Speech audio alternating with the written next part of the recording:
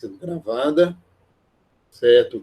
Então, falando para vocês, hoje, sistema nervoso, já citando esse exemplo aqui da cafeína,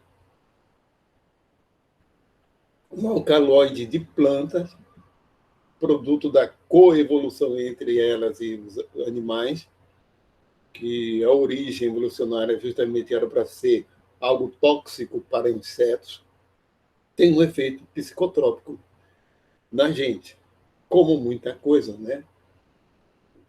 Como muita coisa. Então, vamos começar a ver hoje, vão ser pelo menos 2 dias falando de sistema nervoso. Sistema nervoso é um tema que, se for necessário mais tempo, eu prefiro colocar mais tempo, certo? Eu prefiro porque ele é de extrema importância para a gente entender não só o nosso funcionamento, porque a cafeína bloqueia a adenosina, que é um neurotransmissor liberado após esse período de atividade, justamente para a adenosina liberada e gera a sensação de cansaço. E a cafeína é um bloqueador da adenosina, né, aliviando a sensação de cansaço. Né, e, de fato, a cafeína não vai fazer com que a gente perca o sono. É para aliviar o cansaço. Só que no nosso ciclo natural, antes de ter o sono, tem o cansaço. De fato, tem gente que diz, não, pode tomar café que eu vou dormir. Realmente eu não posso tomar cafeína depois de certa hora, que prejudica o meu sono, mas não tira o meu sono. Também desde a minha época de mestrado, né, desde a minha época de mestrado, que eu acabei me viciando em cafeína. Eu me fico... E é uma dependência também, não é cafeína, do próprio café, por causa do hábito. Aí tem um lado comportamental. E isso é algo que é bastante complexo, porque o nosso sistema nervoso envolve também o lado comportamental, certo? Então, vou já apresentar para vocês, vamos aos poucos, certo? A temática sistema nervoso é muito boa para a gente contextualizar também. Comportamento, aprendizagem, o uso de psicotrópicos, problemas como transtorno de humor, cada vez mais comum hoje em dia. E o que se sabe atualmente disso, né? Eu vou começar a apresentar a minha tela para vocês. E aos poucos eu vou dar, de vez em quando, né, fazer uma pausa para poder interagir direito com vocês, para não perder o contato, para não parecer, eu não posso ficar aqui parecendo que eu estou falando para ninguém, só me preocupando com o que está na minha cabeça, com o conteúdo, certo? A gente tem que manter uma relação dialógica, diálogo, né? E, além de eu falar, eu tenho que ter em mente que eu tenho que ser entendido. Então, vamos falar de muita coisa como dopamina, quando chegar na hora, o que não der tempo hoje, tem a próxima aula, a parte mesmo de sentidos, como visão. Eu já sei que não vamos ver hoje, visão, olfato, é para a próxima aula mesmo. Algumas coisas de uso de psicotrópico fica para a próxima aula também. Então, vamos começar, certo? Quero ver uma coisa aqui. Perante. Eu vou procurar aqui ver o que está aberto no meu computador.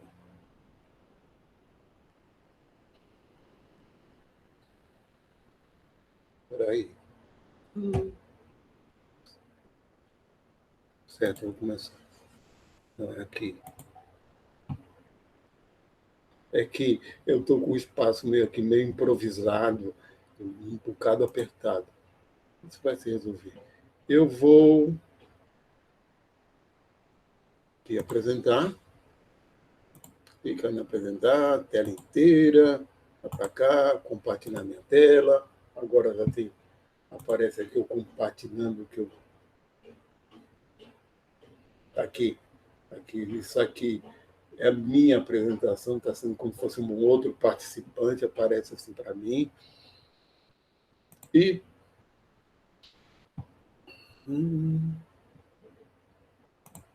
cadê? O meu PowerPoint está aqui. Primeiro aqui. Tem uma outra coisa. Vou fazer mais de um. Isso aqui são textos complementares, tá?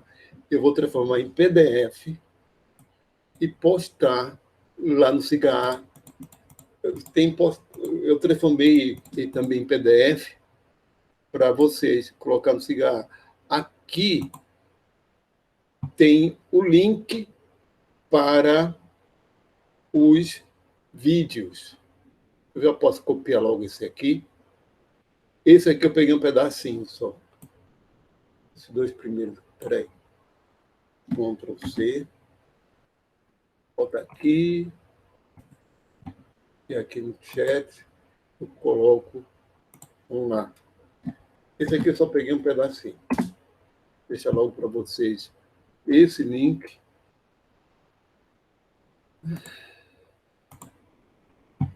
Sódio, potássio, neurônio. Ctrl C.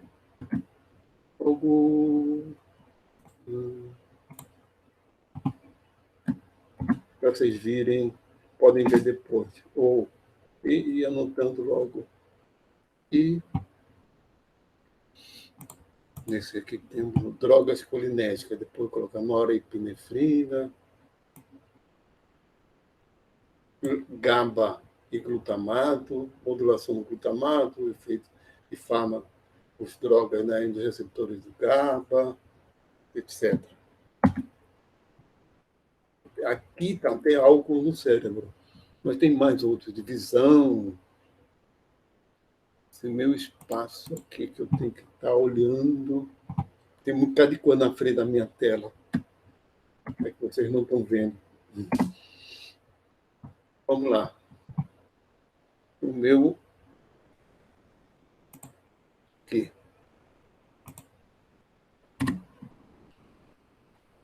Vamos lá. Sistema nervoso. Né? Eu usei para me auxiliar esse livro de Eric Kandel, além do Leninger, de outras fontes, inclusive desses próprios vídeos, certo? E esse livro aqui, de Eric Kandel, que ele foi o Prêmio Nobel de Medicina. Mentes diferentes, o que cérebros incomuns revelam sobre nós. Certo? É um livro que tem muito conteúdo técnico, mas ele é voltado para o grande público. Ele foi o Prêmio Nobel do ano 2000. Eu já tinha ouvido falar dele em 2019, né? Foi no ano passado, no começo do ano, eu comprei esse livro aqui, que é a evolução da alma sensória, aprendizagem e a origem da consciência, de Simone Ginsburg e Eva Jablonka, certo? E justamente porque elas falam dele por causa do trabalho que ele tem com a aprendizagem de um animal bem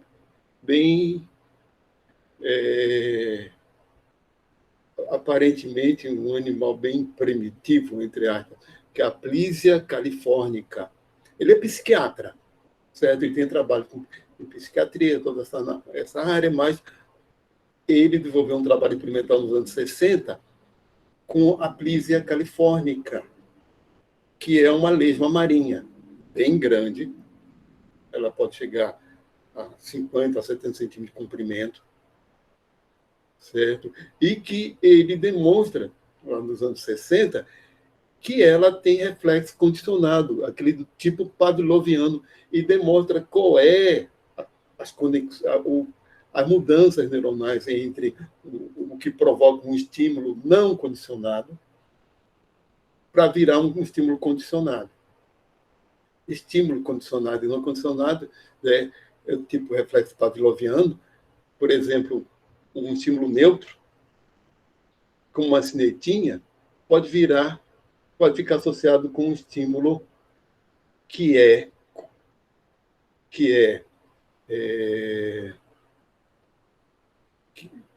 não é neutro, não neutro, como a visão da comida, certo? E aquela história dos cães, né? De Pavlov. Pavlov, a história que conta é que ele trabalhava com fisiologia, lá na Rússia do século XIX, e observou que a presença dele fazia os cães terem expectativa do alimento. Ele tinha primeiro observado isso. Então, ele disse que, então, se a gente criar algo que gere a expectativa do alimento, mesmo sendo algo que não seja o alimento, pode acontecer do cão associar aquilo com o alimento. E o que aconteceu? Usou aquele experimento com a cinetinha. A sineta não significa nada para o cachorro. Mas se tocar a sineta e der um alimento para ele, ele associa, com o tempo, ele vai associar a cinetinha ao alimento, então ele começa a salivar e se preparar para comer, mesmo sem ter o alimento. Né? Então, essa lesma marinha tem o mesmo tipo de reflexo. E ele demonstra o tipo de neurônios envolvidos nisso. Essa lesma marinha, um molusco, ou seja, é capaz dessa aprendizagem condicionada, né, de ter uma reação motora a algo que é neutro, quando deveria só ter reação motora a algo que realmente provocasse, como um choque, etc. Mas aí ele fala desse livro aqui, para quem se interessa, eu acho que é uma ótima leitura, da Manoli, certo? O que nossos distúrbios cerebrais podem revelar, nossa profunda natureza social, o espectro do autismo. Terceiro, as emoções e a integridade do cérebro, depressão e transtorno bipolar. Quarto, a capacidade de pensar e tomar decisões e executá-las, esquizofrenia. Memória, o reservatório do cérebro, demência. Nossa criatividade inata, distúrbios cerebrais e arte. Movimento, doença de Parkinson e Huntington. 8, interações entre emoção e consciente e inconsciente. Ansiedade, estresse pós-traumático e erros na tomada de decisões. 9, o princípio do prazer e a liberdade de escolha, dependências. 10, diferenciação sexual do cérebro e identidade de gênero. 11, e último, consciência, o grande mistério remanescente do cérebro. Mas vamos para o nosso assunto. Tá? Olha, eu vou falar muito pouco sobre o metabolismo mesmo do sistema nervoso. O sistema nervoso ele tem um metabolismo muito dependente do metabolismo aeróbico de glicose. Corpos cetônicos é uma exceção, quando tem abundância de corpos cetônicos no sangue. Por causa da barreira hematoencefálica, então, pouca coisa passa para o encéfalo, certo? E a maior parte do ATP produzido pelos nossos neurônios é para fazer esse bombeamento, que é ativo. De você ter sódio aqui, se colocar 3 sódios para fora, tem aqui, ó, sódio encaixado lá, que vem do lado de dentro, hidrólise do ATP, a mudança de conformação da bomba sódio-potássio. Então, o sódio sai, e nesse instante que essa mudança de conformação favorece, atrai dois íons de potássio, que reverte e faz com que saia. Tá? Esse é o transportador. Né? Então, resumindo, sai 3 sódios e entra 2 potássios. Ou seja, está saindo uma carga positiva. 3 e 1. Cria-se um gradiente. Isso é contra a entropia, que a entropia ela seria favorável, certo? Até a mesma carga, do lado de fora e do lado de dentro. Então, é necessário gasto de ATP para isso. A maior parte do ATP produzido pelo neurônio é para fazer esse bombeamento.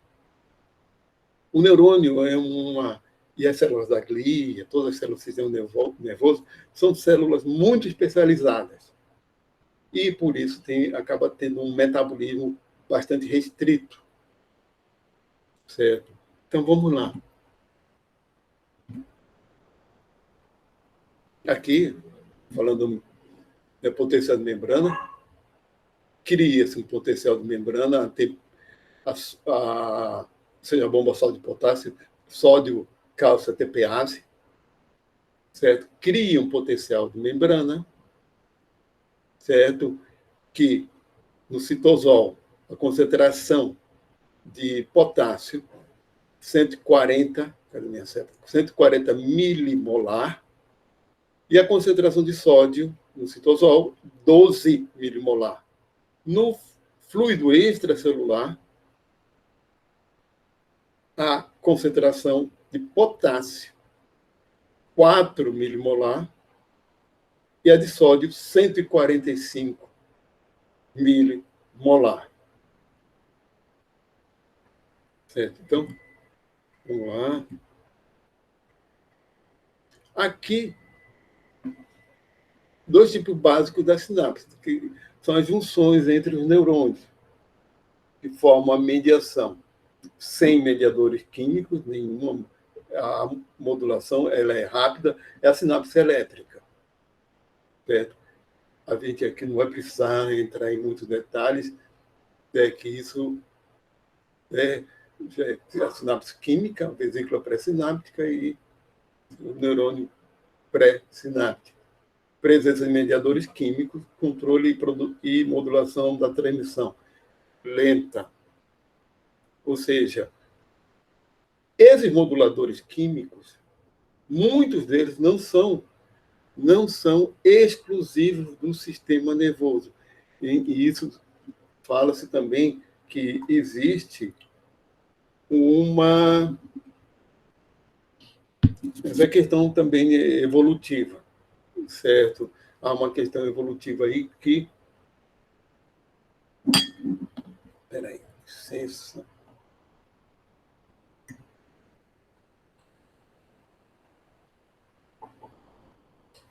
Há uma questão evolutiva que se discute, ainda não se tem um consenso, sobre a origem do sistema nervoso, a origem dos neurônios, se é a partir de um único tipo celular ou mais de um.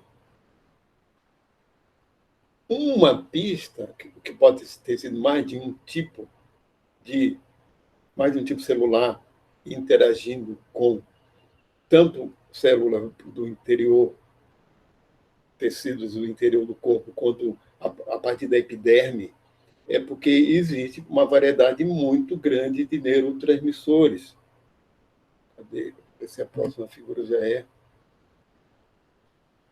Isso nós vamos ver, né, que sintetiza substância química, na introdução armazenada em vesículas. Então, tem o peptídeo precursor, o aparelho de Golgi, o grânulo secretor, vesícula sináptica. As vesículas são transportadas e armazenadas em terminais nervosos, onde são secretadas. Existe uma variedade muito grande de neurotransmissores, do mesmo jeito que existe variedade de hormônios e de classes químicas desses neurotransmissores. E é muito mais relacionado com... Espera aí um momentinho. Isso é uma coisa muito mais relacionada com função do que com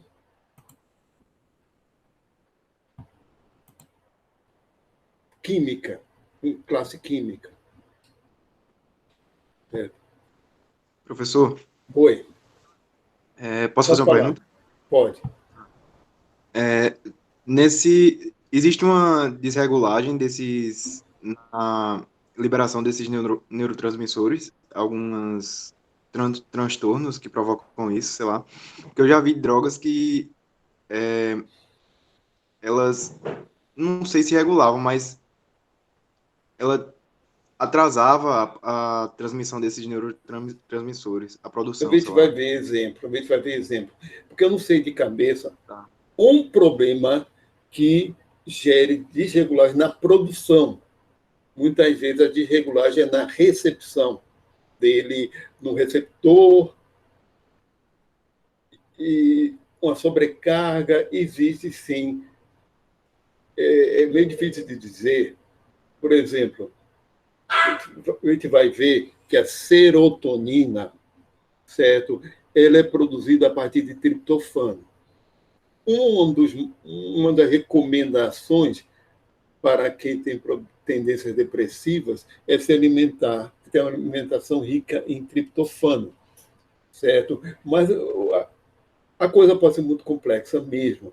Então, a gente não pode dizer, basta comer triptofano que melhora a situação da serotonina. Não é também assim, porque tem muita coisa envolvida. Realmente, o sistema nervoso é extremamente complexo. Eu vou citar alguns. À medida que eu for botando exemplos, vai facilitar aqui para a gente. Porque, por exemplo, na depressão mesmo, a principal classe de fármacos usados no tratamento da depressão são os inibidores seletivos da recaptação da serotonina, fazendo com que a serotonina fique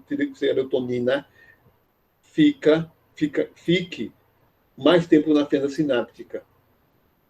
É a inibição da recaptação. A cafeína mesmo, como eu falei, ela bloqueia o receptor. Muito dos fármacos, eles acabam atuando bloqueando o receptor, ou eles bloqueiam a recaptação, ou eles agem como se fosse o receptor, se não me engano, como a nicotina. Eu Então, acho que era isso daí mesmo. Era no contexto da depressão. Eu a acho que era depressão isso a gente vai ver. de manter a serotonina mais Uhum. tempo no receptor. É, Obrigado. a gente vai ver exemplos da depressão. Isso a gente vai ver. Esse é um deles, tá? Vamos voltar aqui. Eu tenho que voltar aqui. Cadê minha tela? Ó, vamos lá. Isso aqui é um vídeo. Aqui, esse assunto é uma coisa que a gente acha vídeo. Grammar em inglês, né? Grammar em inglês. Sabe que o inglês, desde os anos 80, é a língua franca da ciência, até antes. Mas todo mundo, apesar de o inglês tem suas facilidades, mas tem suas dificuldades também. A ortografia é terrível. A ortografia do inglês é terrível, não tem regra nenhuma ali. A gente olha para uma palavra e não sabe como é que se pronuncia. Tenta adivinhar. Enquanto tem língua como espanhol, italiano, alemão, que tem regra mesmo e acabou. Se você aprender a regra, você sabe pronunciar. Mas vamos lá.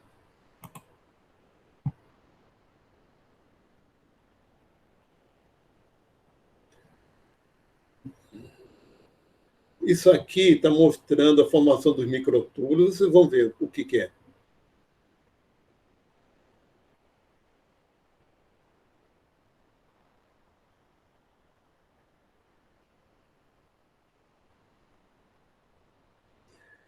Isso aqui é a proteína motora, a partir carregando o microtúbulo, carregando uma vesícula com conteúdo para secreção. chamado proteína motora ou cinesina. Ou cinesina. Aqui está mostrando um translocador, o RNA mensageiro, o ribossomo, fazendo a proteína no retículo endoplasmático, um peptídeo no retículo endoplasmático, que é processado aqui no retículo endoplasmático.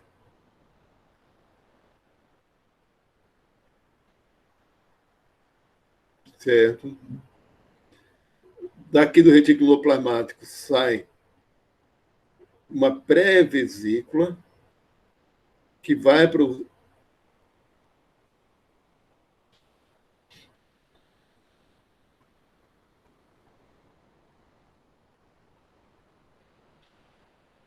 retículo golgiano,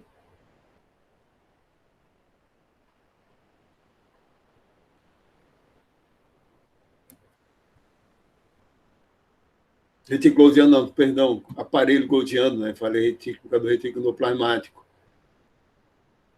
Aqui, os microtúbulos funcionam como se fossem avenidas, a proteína motora carregando até a liberação, informação aqui, ó, membrana plasmática.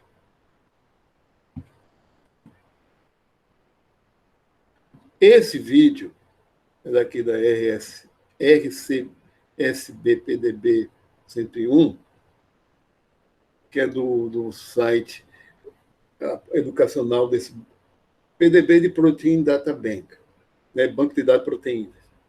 Isso aqui é o site, mas eles têm postado no YouTube para vocês. A gente tem, eu coloquei lá a postagem deles no YouTube, certo?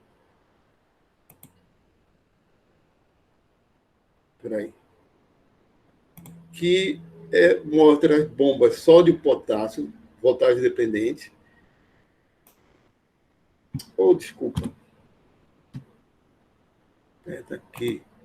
Vou fazer confusão aqui. Tem as bombas sódio e potássio, que são voltagem dependente, certo? Os canais. Ó, dependente de voltagem, que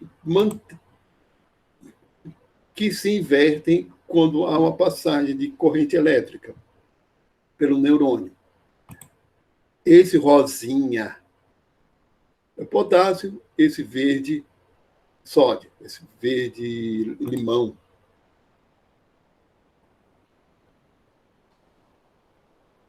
Aí o de potássio primeiro, o de sódio,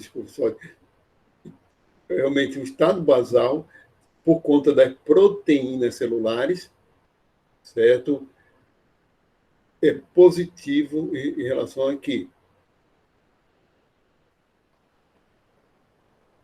Porque ele mostra que nessa passagem da corrente elétrica se inverte o sódio e potássio. Sódio entra e entra, só que sódio entra,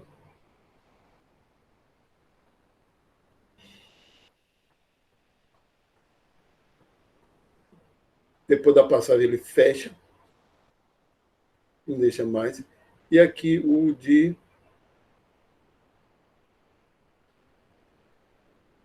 potássio faz com que o potássio saia. Invertendo. Quer dizer que a passagem da corrente elétrica pelo neurônio inverte aquele estado basal do neurônio, certo? Vai inverter o estado basal. E, peraí, aqui é a bomba sódio potássio, o que usa ATP, mostrando aqui os detalhes daquele bombeamento.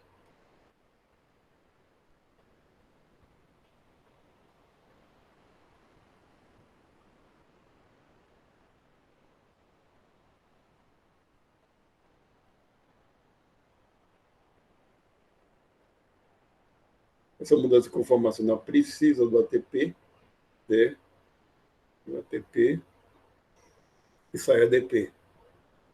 É aqui que acontece. São 3 cadeias, alfa, beta, gama, domínio Adolfo, fosforilação e nucleotídeo. Aqui.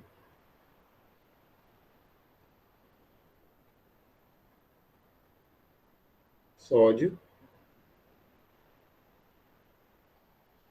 Se ligando aqui, porque a carga negativa desses aminoácidos aqui nesse sítio.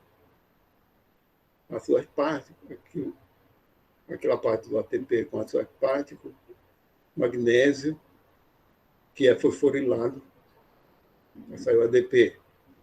E sai sódio, os 3 sódios, 3 íons de sódio saindo nesse ciclo. E entrando 2 potássio. Aqui é a parte de potássio, né? E carga positiva também, ali nesse sítio. Aqui sai o fosfato, aqui o fosfato saindo, para entrar novo ATP.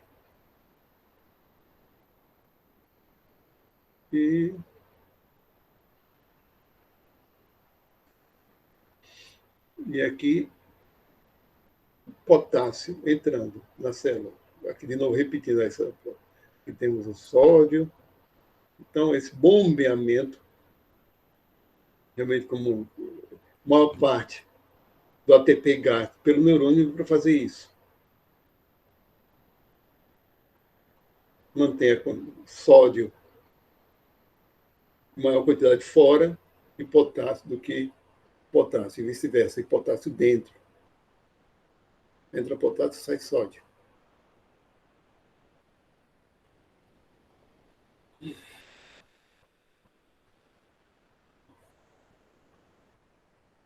É PDB 101.rs, rcsb.org. Aí os créditos.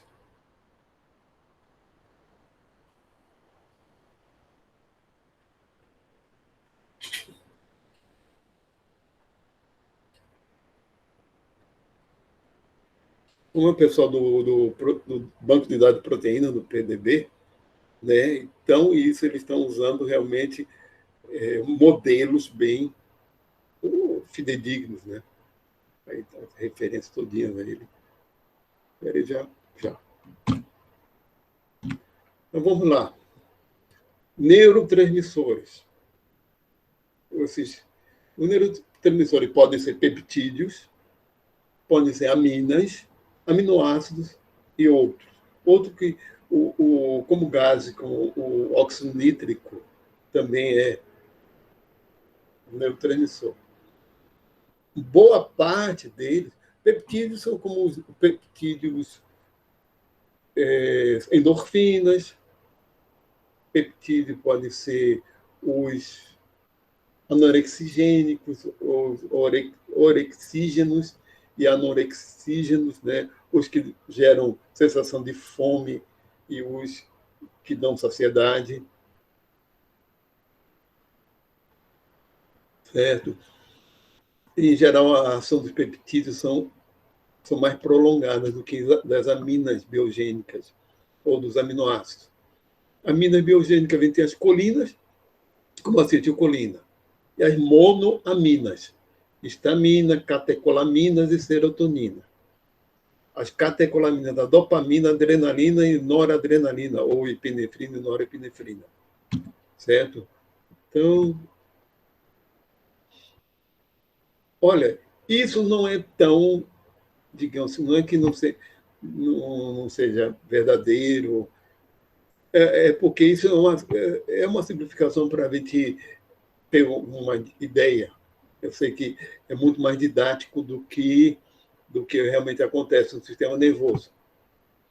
Certo? Que a adrenalina é relacionada à luta e fuga, porque a adrenalina não é apenas um hormônio, mas também é um neurotransmissor. A noradrenalina está muito envolvida a adrenalina. certo? E é relacionado justamente também com a ação. Por isso, é um neurotransmissor que é para aquelas vias que relacionadas à nossa concentração. A dopamina, a prazer, ou a sensação de satisfação, de, de, de recompensa. Nós vamos ver daqui a pouco o significado. A serotonina é um humor, certo? A estabilidade do humor. Humor, no sentido aqui, é o estado emocional geral, certo? O estado emocional, sentir-se bem. O GABA, calmante, porque fazem parte dos processos de aliviar a sensação de ansiedade, de estresse, etc. Acetilcolina, tanto a acetilcolina quanto o glutamato é relacionado à aprendizagem e memória, processo de aprendizagem e memorização. Há muito glutamato na região do hipocampo. E as endorfinas, a euforia, o alívio, são neurotransmissores peptídicos, dão a sensação do alívio a dores, etc. E em certas doses realmente provocam euforia. Algumas drogas levam à ativação grande das endorfinas, drogas, os opioides, por exemplo. Isso aqui a resolução está ruinzinha, mas só para vocês terem uma ideia, mais adiante tem. Isso é uma figura do Leninger, certo? Que está a via de síntese a partir de aminoácidos de alguns neurotransmissores. Temos a tirosina, que é transformada em L-dopa, que é transformada em dopamina, que, por sua vez, dopamina em si é um neurotransmissor. E aqui uma descarboxilação usando como coenzima o piridoxal fosfato, que é um derivado da vitamina B6, da piridoxina, certo? O piridoxal fosfato é um derivado da vitamina B6, certo? Então, essas enzimas aqui, que estão marcadas em vermelho, elas são enzimas que fazem uma descarboxilação, transformando um aminoácido em amina. Então, a tirosina é descarboxilada, formando dopamina, a dopa, perdão, aqui já é dopa, porque a dopa é uma amina carboxilada, é um precursor, não é um aminoácido ainda, perdão, aqui tá, é um aminoácido ainda, que é transformado em amina, que é a dopamina, que por sua vez é transformado em norepinefrina, que dá origem à epinefrina. Tanto a dopamina quanto a norepinefrina e a epinefrina, ou noradrenalina ou e a adrenalina, são sinônimos, né? São neurotransmissores. E essas duas aqui funcionam como hormônio. Aqui, o glutamato também é um neurotransmissor, certo? E o derivado dele, glutamato desidrogenase, o nome da enzima, que usa também PLC, é o ácido gama-aminobutírico, ou gama-aminobutirato, na forma de sal, que é o GABA, que é também um neurotransmissor muito importante, e com efeitos opostos. Lembre-se bem que o glutamato é o principal neurotransmissor excitatório. E o GABA, o ácido gama-aminobutírico, ou gama-aminobutirato, é o principal neurotransmissor inibitório. Todos os nossos processos cerebrais requerem que haja uma alternância entre atividade e repouso. Nós não podemos ter o nosso cérebro 100% ativo em um determinado momento. Isso dá um tilt mesmo, feio. certo? Enquanto tem áreas em atividade, outras áreas estão em repouso, e assim vai. Aqui também fala da histidina gerando histamina, uma descarboxilase, né? E aqui a síntese da soro, perdão, da serotonina, a partir do triptofano. Triptofano forma 5-hidroxitriptofano, ele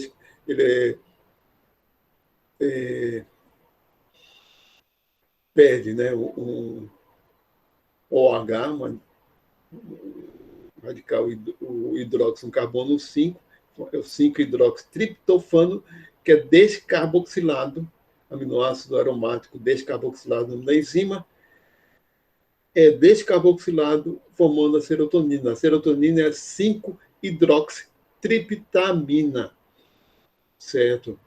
Derivado do triptofano. Mas vamos lá. Então, há uma diferença entre neurotransmissores, aqui nessa tabela, ele mostra os aminoácidos, aminas, as purinas também. Outra categoria, purinas podem ser neurotransmissores. Gases, monóxido de carbono, o óxido nítrico, e neuromoduladores. Aqui, do lado de cá, neuromoduladores, eles fazem, eles não participam diretamente da conexão sináptica entre um neurônio e o outro. Eles fazem regulação, processo com todo. Peptídeos, como a gastrina, a colesterocinina, vamos ver isso, sistema digestório, hormônios da neurohipófise, a vasopressina, ocitocina, tem efeito no sistema nervoso, os opioides, as secretinas, isso aqui no intestino, somatostatinas, taquicinina, isso, a insulina, etc. Tá? Isso são uma diferença entre neurotransmissores e neuromoduladores. Por exemplo, os endocannabinoides são neuromoduladores.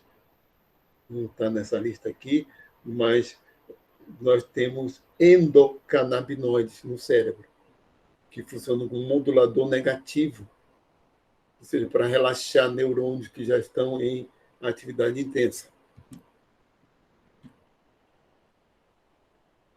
Receptores, essa é só uma tabela, isso por enquanto realmente tem os receptores adrenérgicos, só um exemplo aqui de tipo de receptor, que envolve a epinefrina, a norepinefrina, você tem alfa-1, leva a vasoconstrição, resistência vascular, aumento da resistência vascular, da pressão arterial, midrina, ou seja, a dilatação da pupila, contração do esfíncter da bexiga. Olha, a gente tem que sempre lembrar que o sistema nervoso controla o corpo como um todo, inclusive as atividades somáticas, vegetativas, né? O autônomo, o sistema nervoso autônomo, simpático e parasimpático, alfa-2, adrenérgico alfa-2, tem muitos fármacos atuam nesse tipo de receptor. Diminui a liberação de norepinefrina, diminui a liberação de acetilcolina e de insulina. Beta-1 aumenta a contração, o batimento cardíaco, né, taquicardia,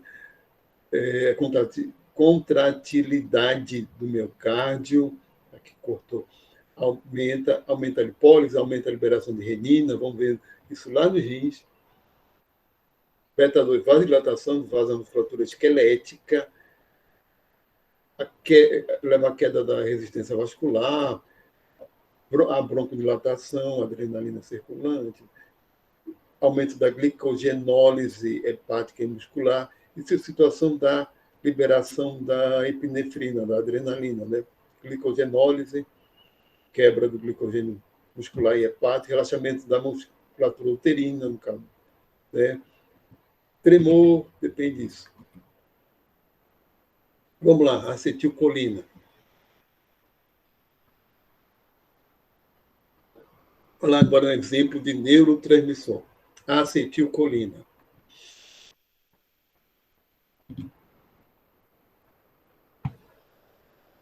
essa animação aqui, espera aí um instantinho.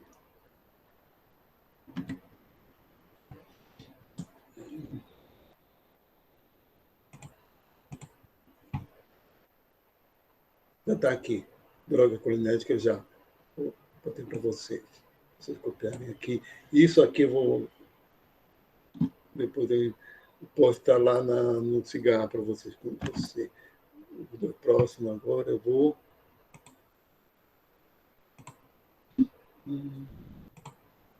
Ctrl V. E vendo essas animações. Pessoal, GABA e glutamato. Modulação do glutamato. Ctrl C.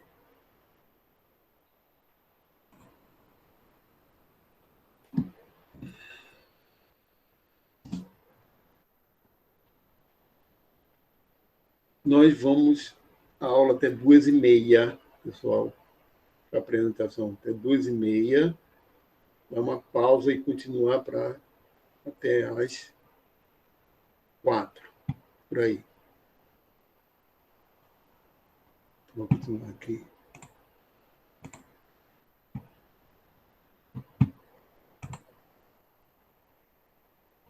Esse, que tem um site, a lilamedical.media.com, mas eles estão servindo, eles postam no YouTube, certo? Drogas colinérgicas. Aí ele mostra aí acetilcolina, junções neuromusculares, não importante nas junções neuromusculares, como o mediador, a maior parte parasimpático, principalmente no sistema nervoso autônomo, principalmente no parasimpático, e o parasimpático é muito relacionado com aqueles processos opostos ao simpático. O simpático é o sistema nervoso autônomo responsável pela ação, para luta ou fuga. E aqui é mais para a gente se reservar. Olha aqui, até pelos efeitos. Queda do batimento cardíaco, diminuição da respiração, constrição do bronco, contração do estômago. Também estimula a peristalse, a liberação de sucos digestivos, as enzimas digestivas, contração da bexiga, contração da pupila, ou seja, naquelas situações realmente que é para se alimentar, não é uma situação que ele está lutando ou fugindo, né? Que já vai se alimentar, que já vai para se acalmar. No sistema nervoso central. Está envolvido com a cognição, com o movimento.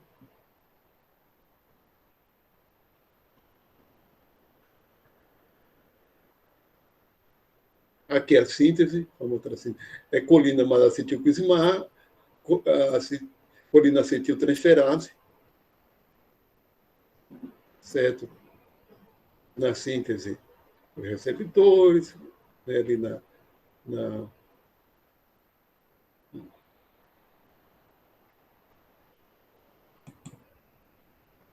eu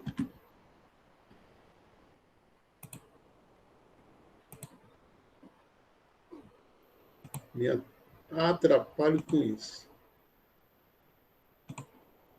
Por isso que eu não gosto de perder aqui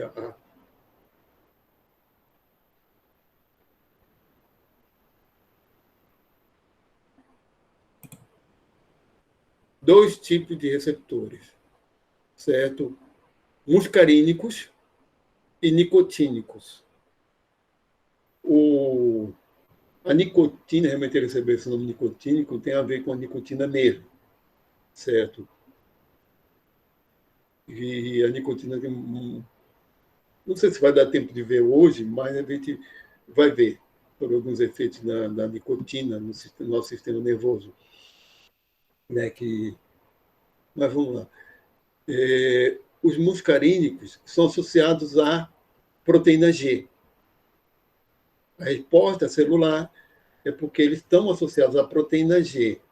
E os nicotínicos são canais iônicos, certo? Aí tem M1, 2, M2, 3, 4, 5 e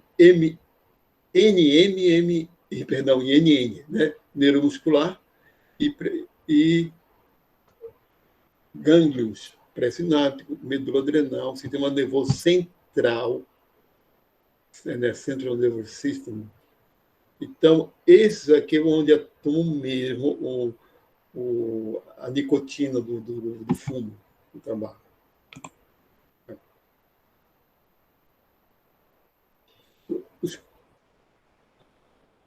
Os agonistas, eles aumentam o efeito da acetilcolina. Tem diretos e indiretos. Indiretos tem os inibidores da colinesterase, certo? Os diretos, ele atuam como se fosse a colinesterase. E aqui eles atuam inibindo ele atua como se fosse a própria acetilcolina, carbachol para o glaucoma, betanesol pós-anestesia, né? São fármacos. E esses aqui atuam inibindo a enzima que degrada a acetilcolina. Vamos.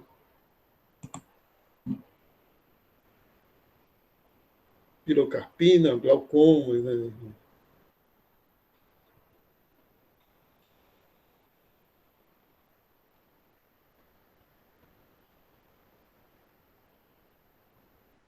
Aí aumenta a quantidade. Tem os reversíveis, que são drogas que se ligam à colinesterase, são inibidores da colinesterase. Aí está falando miastenia grave, usando para anestesia, para reverter a anestesia. Donepezil, rivatigmin, glalantin, usado em galantamina. E irreversíveis, mas só que irreversíveis são tóxicos, certo? São drogas que se ligam irreversivelmente à colinesterase. São organofosfatos, que é usado como inseticidas e gases que estão e tem os antagonistas colinérgicos, que inibem a ação da acetilcolina. A toxina do Botox, né, o botulinum toxina, né, o Botox, inibe a liberação da acetilcolina. Então, faz com que alivie a contração muscular daquela região que ela é.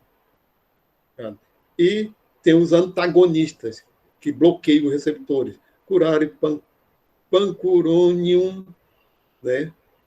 E os nicotínicos e muscarínicos, que bloqueiam os receptores muscarínicos. Beladona, a beladona, atropina, escapolamina, etc. A atropina provoca dilatação da pupila, e alguns usados como sedativos.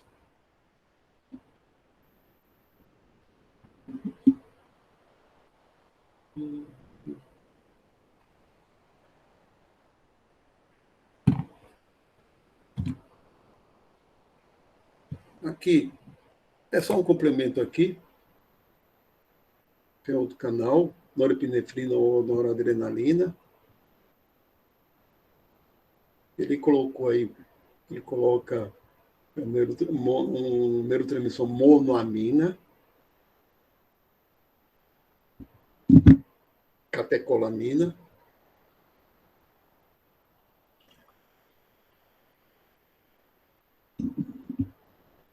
É também hormônio, né? Dopamina, norepinefrina.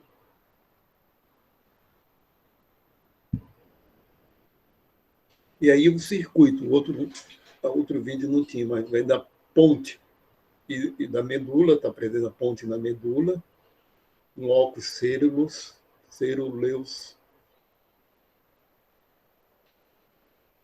Isso aí é no nosso sistema nervoso central.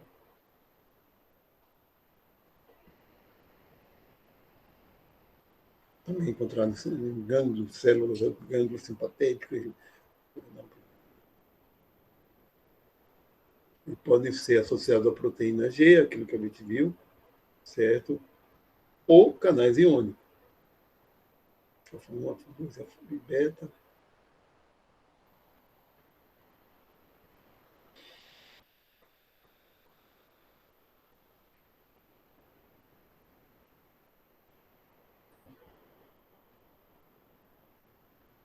Realmente aí nesse vídeo ele não vai listar as funções da norepinefrina, porque realmente tem muitas funções. Isso depende muito do tipo, né, que é muito mais relacionado ao que? Alerta, a atenção, ao despertar.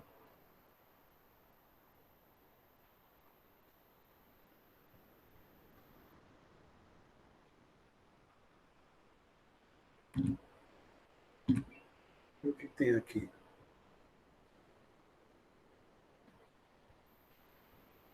Glutamato, outro neurotransmissor básico, certo? Eu coloquei. E GABA, ácido gama-aminobutírico. Glutamato é o principal neurotransmissor excitatório. E o GABA é o principal inibitório. E nós vamos ver que há comprometimento em,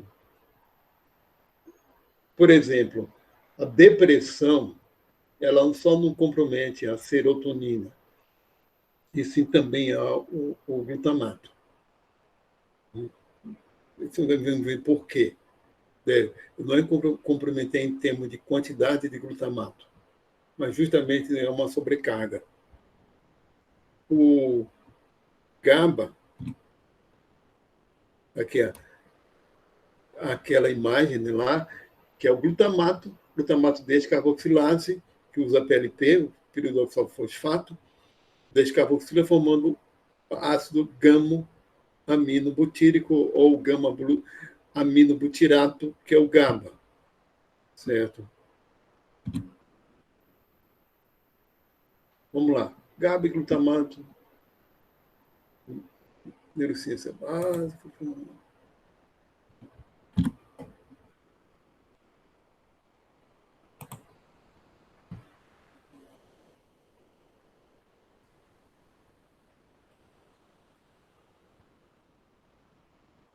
Inibitório e excitatório. Esse é bem rapidinho.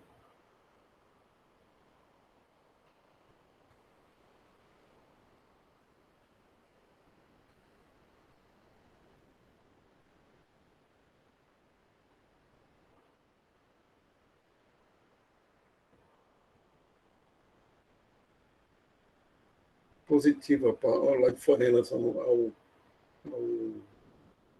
certo? GABA, que é inibitório, o que ele faz? Ele abre canais de íons cloreto e deixa o interior mais negativo ainda, dificultando a propagação do estímulo. O glutamato, ele permite a entrada de potássio, certo? Invertendo. Ou seja, se você. O neurônio no estado basal dele é positivo do lado de fora, negativo do lado de dentro. O que o glutamato faz é hiperpolarizar. Fica mais negativo ainda do lado de dentro, o GABA. E o glutamato inverte isso e facilita a propagação do impulso elétrico. Aqui fala da modulação, esse vídeo aqui. É uma coisa um pouquinho mais complexa. Como é que o GABA perdão, o glutamato, como o glutamato é modulado, ou seja, regulado, a atuação de células da glia.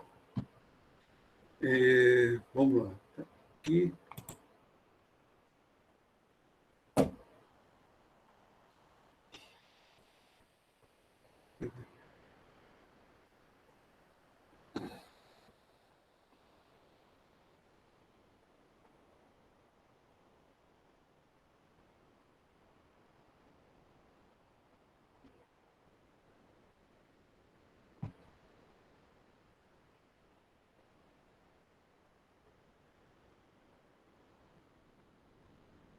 aqui nós temos 3 células envolvidas. O neurônio pré-sináptico, o pós-sináptico e tem a célula da glia, glial. Aqui, liberando glutamato, está sendo estimulada para liberar glutamato, mas ela não pode ser, esse glutamato não pode se acumular aqui. A resposta da célula que depende do tipo de receptor. Aqui ele está mostrando vários tipos de receptores de glutamato. Metabotrópicos. Os metabotrópicos são aqueles que são associados, por exemplo, à proteína G e vão levar à abertura de canais. E quando tem receptores que são canais iônicos, aqueles outros 2 tipos são receptores são canais iônicos em si.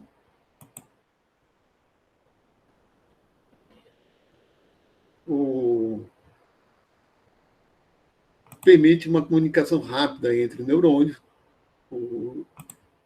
a sinapse com glutamato.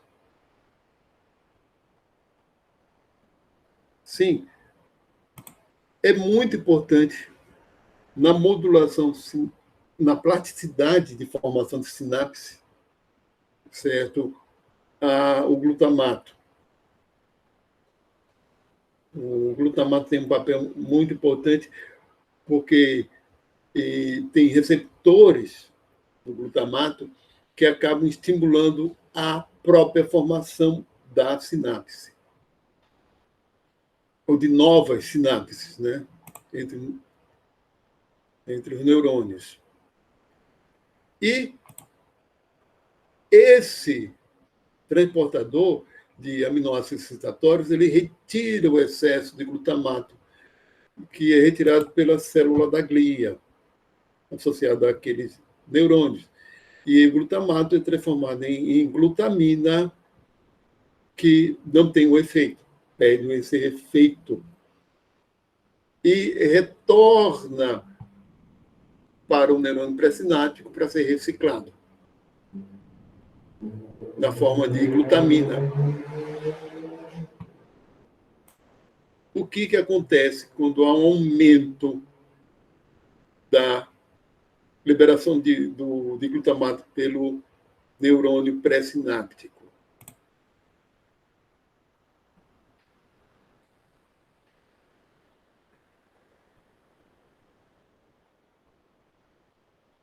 Quando ele se acumula por algum motivo, pode ser que essa aqui não esteja conseguindo retirar, ou pode ser porque o neurônio esteja superexcitado. Ele fala de doenças relacionadas à ataxia, doenças neurocognitivas,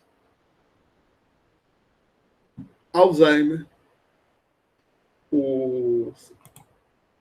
não me engano, tem algumas desordens neuropsiquiátricas. A depressão está relacionada com essa super excitação do glutamato. É o que eu não falei ainda para vocês, mas agora, só adiantando, o que acontece é que o cortisol, sendo um neurônio, perdão, o cortisol sendo o hormônio do estresse, ele excita certas áreas do cérebro, especialmente de neurônios glutaérgicos, né, do glutamato. Esses neurônios que usam glutamato. Glutaminérgico, né, acho que a palavra é essa. Então, superexcitam e acabam realmente provocando, não é morte do neurônio, né, nesse caso aí da depressão, e sim a diminuição do número de sinapses. Ansiedade. Esse aqui, como esse vídeo eu tirei esse negócio aqui, a indústria farmacêutica, eles estão falando desse fármaco deles. Aí vamos o resto aqui para falar do fármaco deles. Mas que aquele é absorvido pelo epitélio intestinal e aumenta a quantidade de aqueles receptores na célula da glia. O efeito que ele faz é aumentar. Olha, muitas vezes a ansiedade pode ser o cortisol, leva a uma sobrecarga. Dependendo essa sobrecarga da liberação do glutamato. Vamos lá.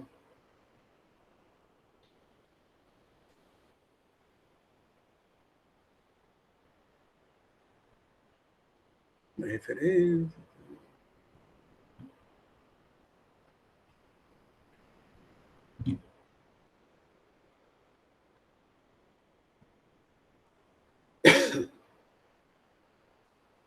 Vou passar mais esse aqui antes de fazer os comentários. Eu estou com a apresentação aqui, está com muito vídeo. E agora o GABA. Receptores, certo? É mais de um tipo.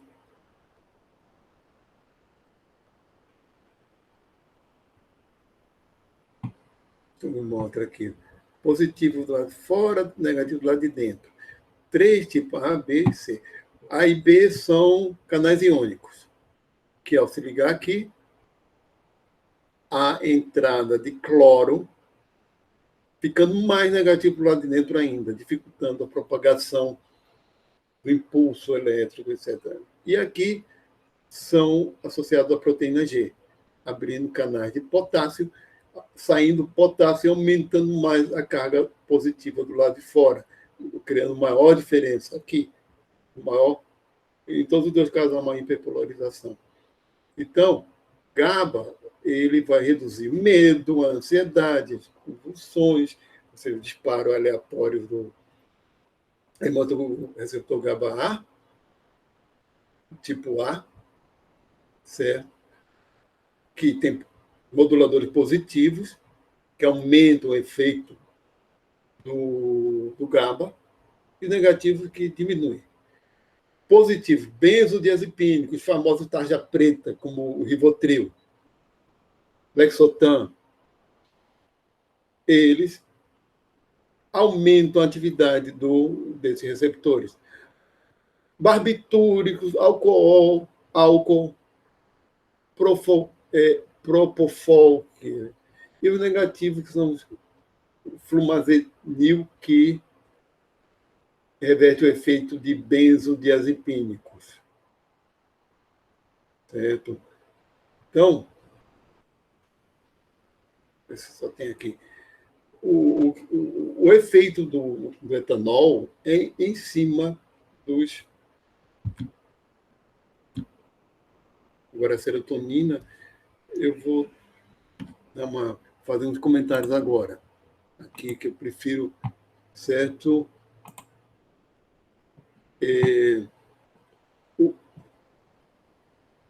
Tem muitos fármacos que atuam em cima do GABA, como vocês viram.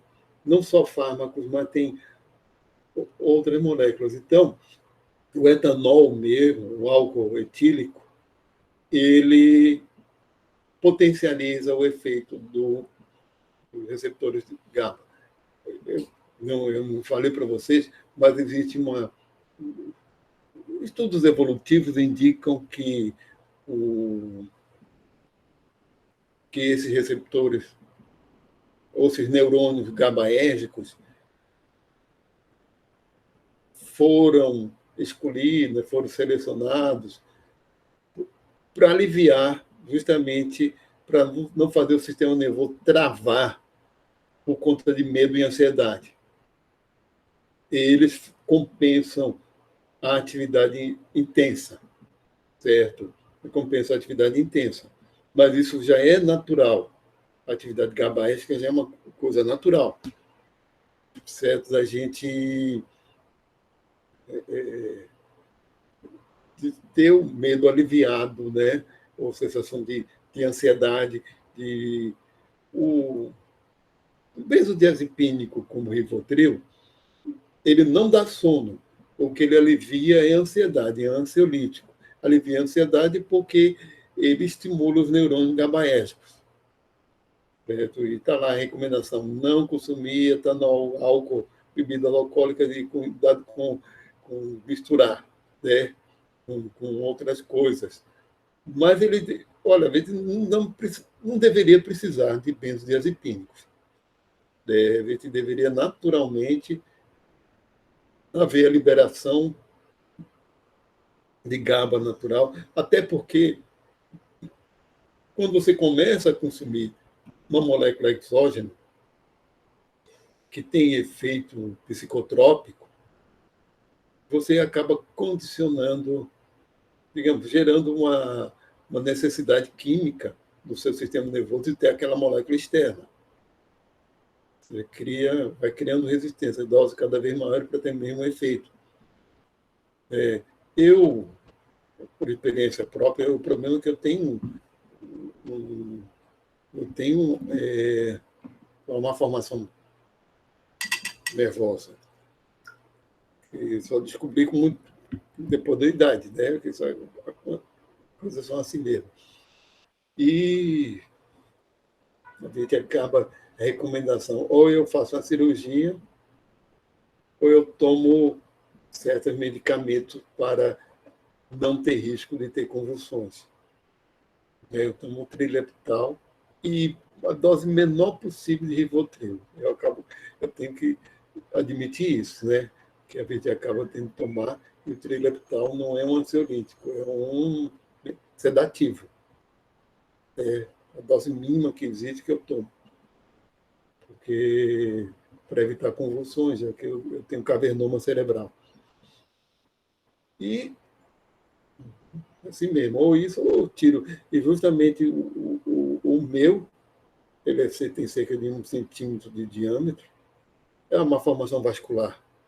Está no hipocampo, lá dentro, do lado direito, na porção anterior. Justamente na área que envolve memória. Certo?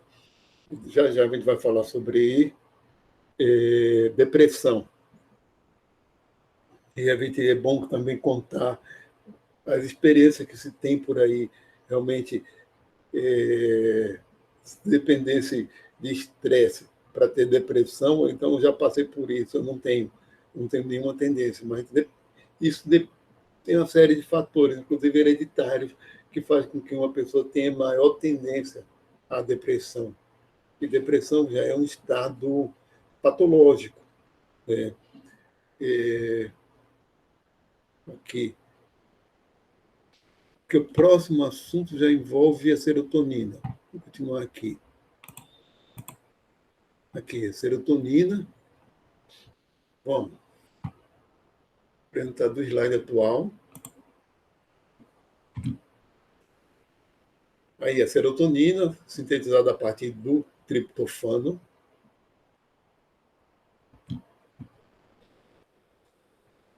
É o seguinte, vamos lá. E muita coisa aqui foi a partir do livro aqui do Eric Kandel.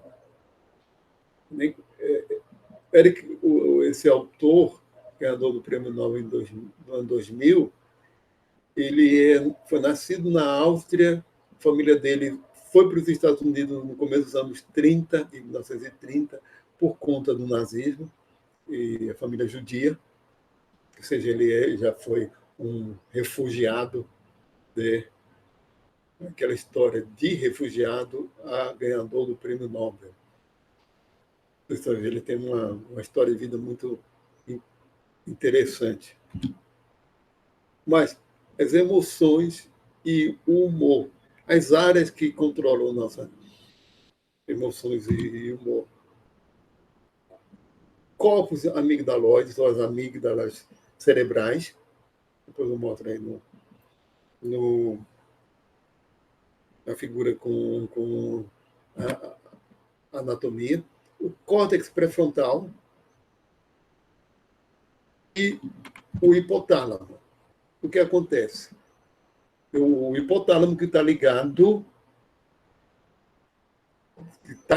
justamente à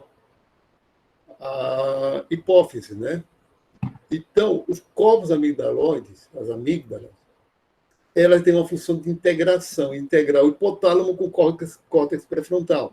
O córtex pré-frontal tem essa função executiva, é associado ao pensamento, que faz parte do... e a consciência das emoções, é o que a gente sente. A gente tem consciência de estar sentindo aquilo. E o hipotálamo é as funções fisiológicas das emoções. Regula a fisiologia. E a amígdala faz essa integração. Aí tem outras áreas do sistema nervoso também estão integradas aí, mas essas são as três principais, especialmente envolvidas na depressão. A amígdala determina qual é a emoção, a partir da avaliação do que está acontecendo. O hipotálamo executa a parte fisiológica da emoção.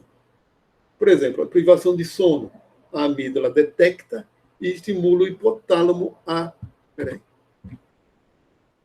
Com a animação separada esse negócio.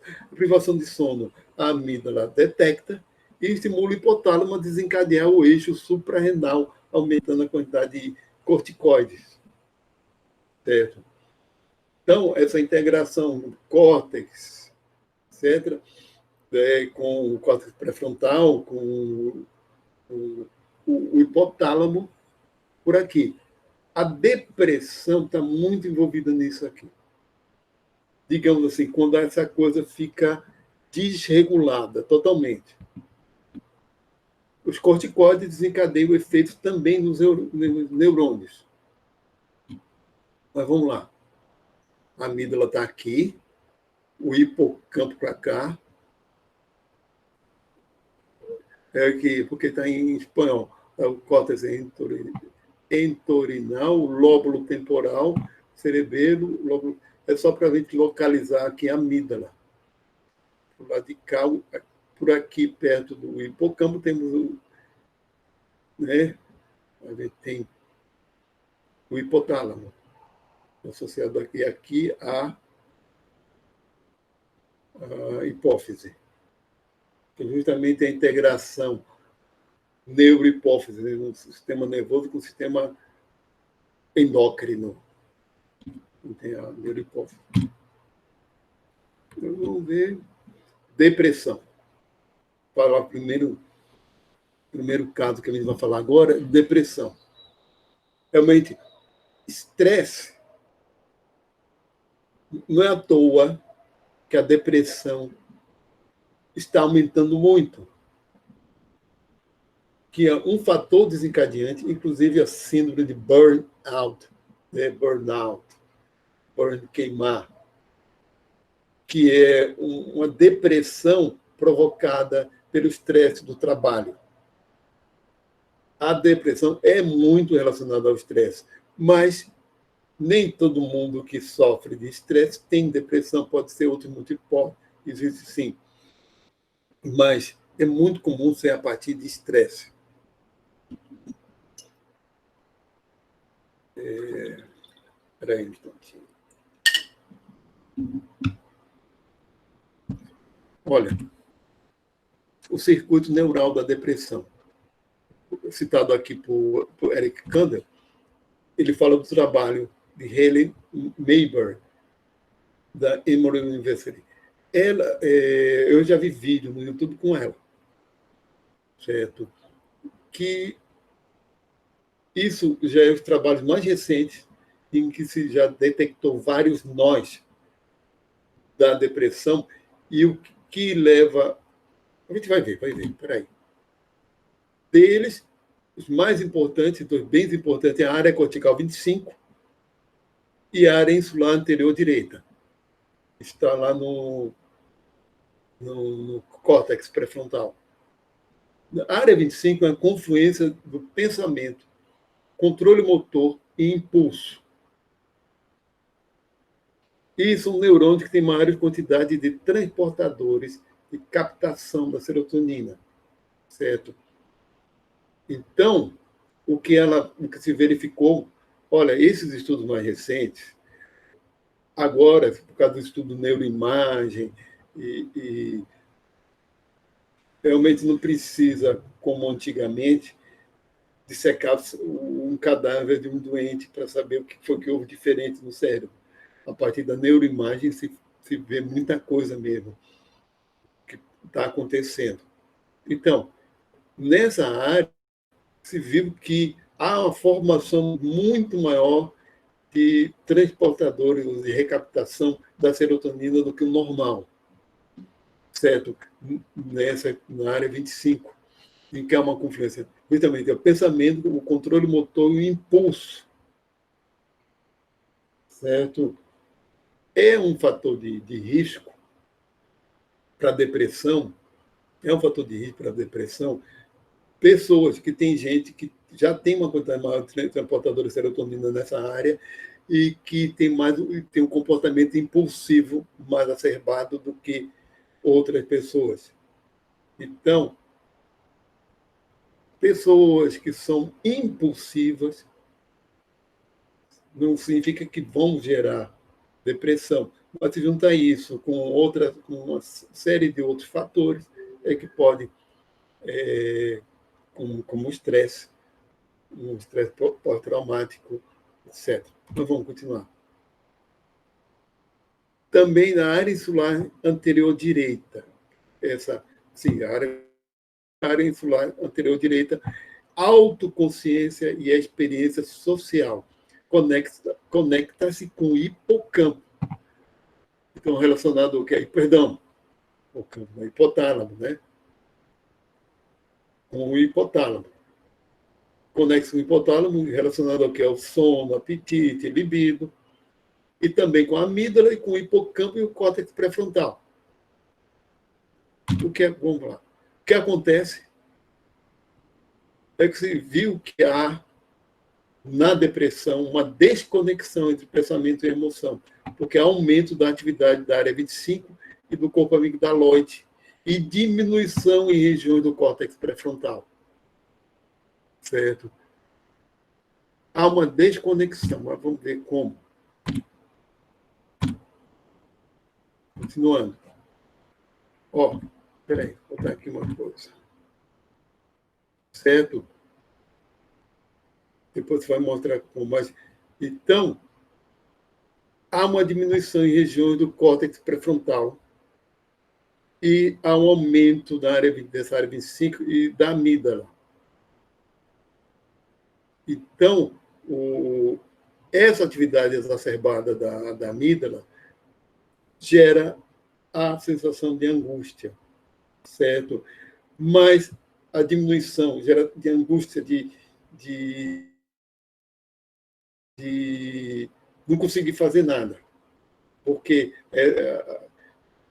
quanto isso aqui está exacerbado, essa região do córtex pré-frontal diminuída faz com que o sujeito não tenha vontade de fazer, não tenha impulso para fazer, certo? Ele fica sem o impulso. Porque aqui ele está vendo de uma forma bem geral o que acontece com o cérebro como um todo, tá? Mas o estudo do tratamento indica muita coisa aqui para a gente. Vamos lá, fazer uma abordagem bem histórica agora. Em 1928, houve a descoberta da monamina oxidada por Mary Bernheim, certo? E um medicamento, iproniazida, que é um inibidor da monamina oxidada, mas era usado na tuberculose. Se observou que, ou seja, anos depois, que melhorava o humor desses pacientes. Esse inibidor da monaminoxidase. Então, se viu que tem alguma coisa envolvida aí, certo? Alguma coisa relacionada a como essa enzima degrada monoaminas, ou seja, como a serotonina e outras, a inibição dela devia estar aumentando a quantidade de monoamina, ela não sabia qual, ou se eram todas envolvidas. E também se viu que um remédio para esquizofrenia, alguns anos depois disso, imipramina, era um bloqueador da recaptação de monoaminas e melhorava o estado de humor. Melhorava a... Então, na década de 1980, se descobriu que o Prozac, o nome comercial inicial dele, né, era Prozac, o cloridato de fluoxetina, é um inibidor seletivo da recaptação de serotonina. Melhorava, sim, e começou a se usar para o tratamento da depressão. Certo? Que é justamente que está com a expressão aumentada da recaptação da serotonina, esses medicamentos do tipo cloridato e fluoxetina, que é da primeira geração, tem mais recente, ele ainda tem um monte de efeitos colaterais, certo? E, inclusive na libido, mas e outros mais fisiológicos também. Mas, até hoje, o tipo de medicamento mais usado para o tratamento da depressão é inibidores seletivos da recaptação de serotonina, fazendo com que a serotonina fica mais tempo na fenda sináptica fazendo efeito. Agora, nem todo mundo está bem. Ou leva muito tempo, porque não existe uma coisa... A depressão é um problema é um transtorno de humor extremamente complexo. Então, envolve muita coisa além da química do cérebro. Tem muita coisa envolvida além da química do cérebro, né? Então, vamos lá. Em alguns casos, se observar o seguinte, que a melhoria, certo, do nível de serotonina na fenda sináptica era rapidinho. Mas a resposta do paciente, não. O paciente ainda ficava 2 ou mais semanas para mudar, sair do estado depressivo, ainda levava tempo. Olha,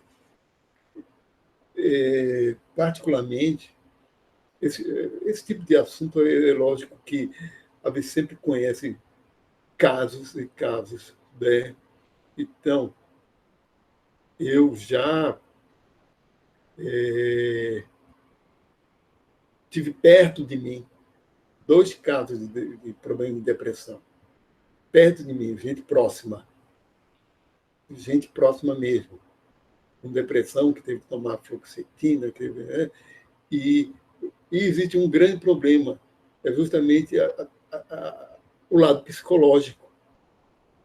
O portador de qualquer transtorno neuronal, psiquiátrico, ele tem que se admitir que ele precisa do tratamento. É muito complicada a coisa, certo? Mais recentemente, se descobriu que, nesse caso grave, em pacientes que não respondiam nada e que tinham tendências suicidas, em que se viu que que era um anestésico, cetamina, provocava efeitos mais rápidos. Ele não pode ser administrado por muito tempo. É mais rápido, uma dose serve por algum tempo, mas o efeito dele, ele é um bloqueador de receptores de glutamato.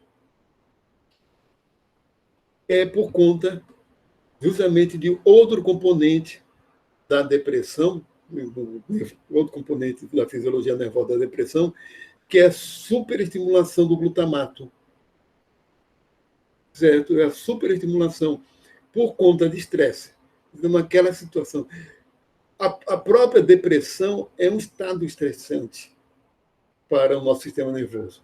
Quando entra num estado de depressão, já é, além de ter passado também por um estresse, a própria depressão é estressante, eleva os níveis de cortisol e de glicocorticoides, bagunça o nosso sistema todinho, né? Faz uma bagunça. Então superestimula aqueles neurônios, especialmente do hipotálamo e do hipocampo. Então, o que acontece? Cortisol acaba danificando os neurônios, a sinapse, por estimulação excessiva, aumento do glutamato no hipocampo e no córtex pré-frontal. E isso prejudica justamente, faz aquela desconexão. A memória prejudicada pelo hipocampo, o córtex pré-frontal, então faz com que o sujeito diminua o número de sinapses nessas regiões e faz com que ele tenha menos resposta, menos aquelas áreas que a gente viu, acabam sendo danificadas por essa estimulação excessiva. Olha, estados estressantes não eram para ser crônicos.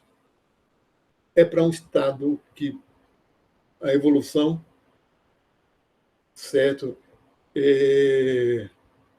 surgiu na nossa evolução de animais para a gente responder a situações provisórias mesmo. Não é para ser uma situação crônica. Além do mais, uma coisa que complica um ser humano é o pensamento. A gente se estressa pensando. Não porque está vendo um predador. Não porque está com fome atrás de comida. A gente se estressa porque fica pensando em emprego, fica pensando, se projetando para o futuro, e está o tempo todo pensando. Aí nisso, envolve agora a psicoterapia, combinação de tratamento. Existem outras terapias também que de estimulação de regiões do cérebro. E se observou, a própria psicoterapia, bem conduzida, aumenta, diminui o estresse, diminui o cortisol e restaura essas sinapses, vai restaurando essas sinapses. Então, também o tratamento sem a psicoterapia também não dá, só com medicamento talvez não dê muito certo. E só psicoterapia em muitos pacientes também não dá. É difícil, mas o sujeito tem que...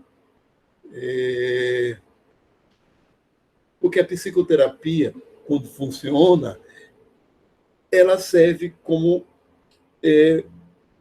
uma autoaprendizagem, um autoconhecimento. A pessoa se conhecer para diminuir estresse.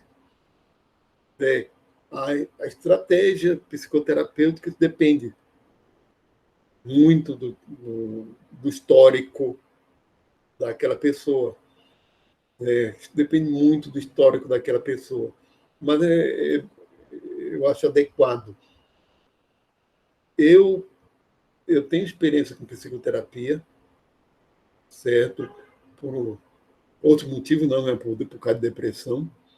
E realmente a psicoterapia é um momento de a gente refletir sobre si mesmo e de se autoconhecer com a ajuda de um terapeuta, certo? Com a ajuda de um terapeuta.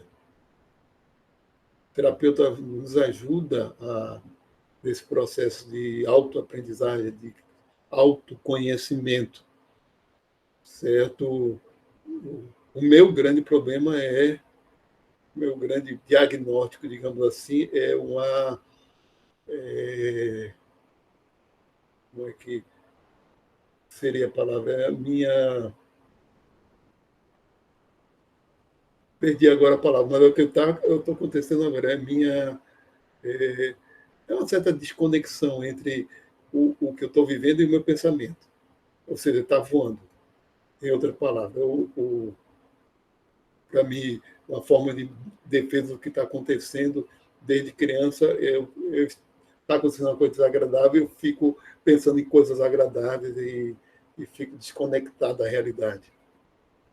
É, que isso é diferente do autismo. O autismo, o processo neurológico do autismo já é assim. Eu induzo a isso. É diferente. Eu induzo a isso por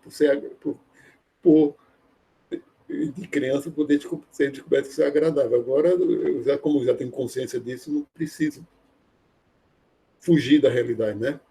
É uma forma de fuga. Serotonina e tratamento para depressão.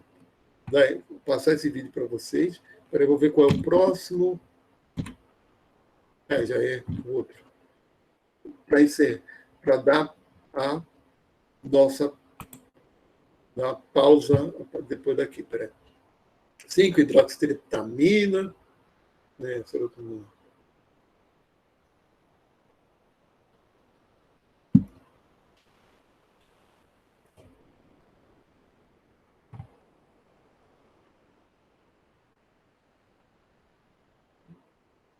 Núcleos da RAF, né?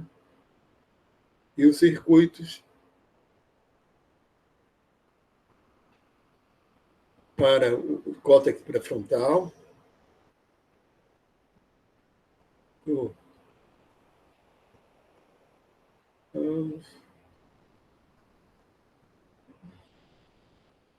triptofano, da origem serotonina,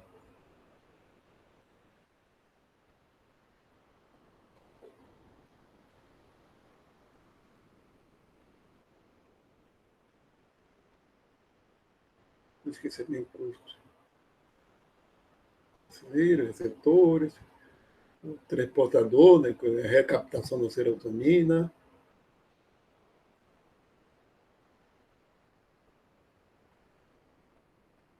serotonina baixa associada à depressão, inibidores seletivos da recaptação de serotonina, esse tipo de medicamento, que é o mais usado ainda hoje. Cetamina é só em casos graves, certo? Aquele que eu falei de tendência suicida. Pacientes que não respondem e também não respondem a uma psicoterapia, certo?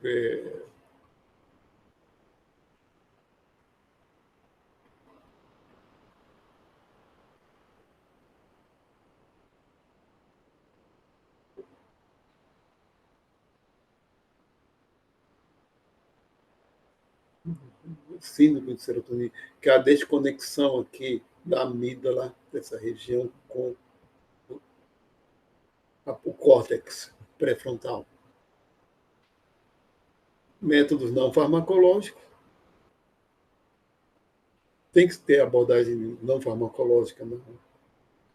Indução positiva do humor a partir de coisa que se goste, né? Música, atividade que se queira, né?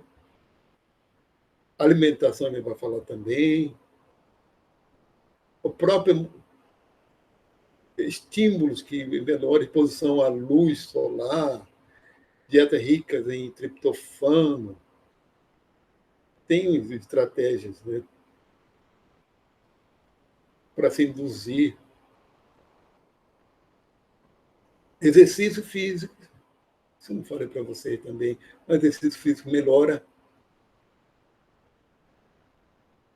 Atividades que melhorem a gente de forma global também ajuda no tratamento da depressão. Certo? Psicoterapia. Agora, isso o sujeito tem que querer, né? Tem que realmente querer sair daquele estado, dependendo dele, pode ser que ele tenha que ele não reconheça. Como eu conheço gente que está com todo sintoma, gente próximo, mas não é próximo, né, da família, está com um monte de sintomas de estar em depressão, a idade também ajuda nesse caso, mas não admite. E tomar remédio, esse tipo de remédio é coisa para doido. procurar psiquiatra. Tem gente que ainda pensa assim, que procurar um psiquiatra é coisa de doido, esquizofrênico, não entende que um transtorno como esse é fisiológico também, e certos e até a prática, coisa como praticar exercício, etc., e certas atitudes melhoram, de forma geral, até e previne, né?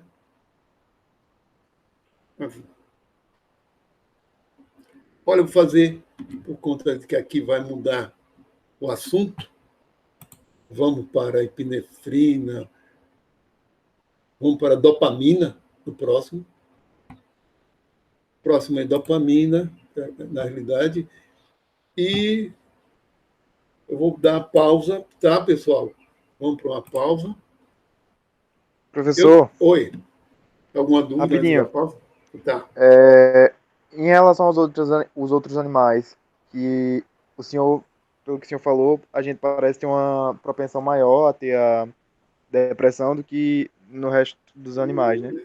Não, não é que a gente tenha propensão maior. Os outros animais também têm. Se eles tiverem no estado. Existe depressão em animal. Se ele estiver num estado que leve a um estresse muito grande, ele tenha uma genética que favorece, como falei para vocês, que tem alguma diferença fisiológica no cérebro. O animal pode ter.